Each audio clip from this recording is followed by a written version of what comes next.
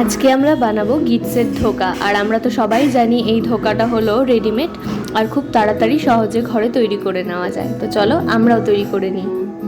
প্রথমেই ঈষদুষ্ণ গরম জলে আমরা এই মিক্সটাকে দিয়ে নেব আর একটি ঘন মিশ্রণের মতো তৈরি করে নেব। এরপর 1 থেকে 1.5 মিনিট আমরা এটাকে একটু ঠান্ডা করে নেব। তারপরে আমরা গরম কড়াইতে 2 থেকে 3 চামচ তেল দিয়ে এই মিশ্রণটিকে দিয়ে একটা ডোয়ের মতো তৈরি করে নেব। আমাদের এই ডোটা তৈরি হয়ে গেলে এটাকে আমরা 5 থেকে 10 মিনিট একটা প্লেটে ঠান্ডা করে নেব।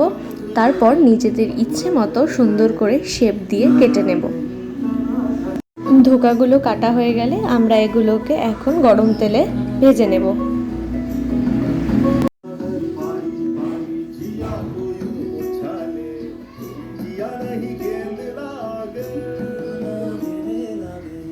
এরপরই বানিয়ে নেব আমরা এর একটা সুন্দর মশলা কারি।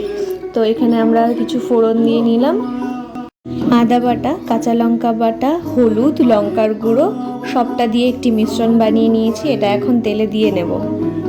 এরপরই দিয়ে নেব স্বাদমতো নুন আর স্বাদমতো একটু চিনি। আমি তো আলু বড্ড ভালোবাসি, তাই এই কারিতে মাকে বলেছি একটু আলুও দিতে। আলুটা তো দিয়ে দিয়েছি। আর এখন মায়ের স্পেশাল একটা জিনিস দেব, সেটা হচ্ছে পোস্ত বাটা। আর এটা কিন্তু ঘন করে বাটা নয়, এটা হালকা বাদাম, কাজু বাদাম আর পোস্তটাকে একদম পাতলা করে বেটে নেওয়া হয়েছে, সেটাই দিয়ে দিলাম। এরপর 5 থেকে 10 মিনিট আমরা এটাকে ঢাকা দিয়ে একটু কষিয়ে নেব। আর কষিয়ে নেওয়ার পর গায়ে থেকে তেল ছেড়ে আসলেই আমরা দিয়ে নেব তাতে গরম জল। জলটা দিয়ে খানিকক্ষণ ফুটিয়ে নেওয়ার পর আমরা দিয়ে দিব এতে ভেজে রাখা ধোকাগুলো।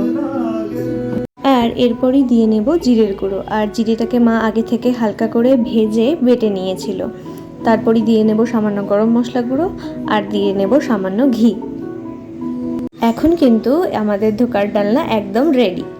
এবার গরম গরম ভাতের সাথে দুপুরের ভুড়ি ভোজটা ভালো করে ধোকার ডালনা দিয়ে সেরে নিই। টাটা।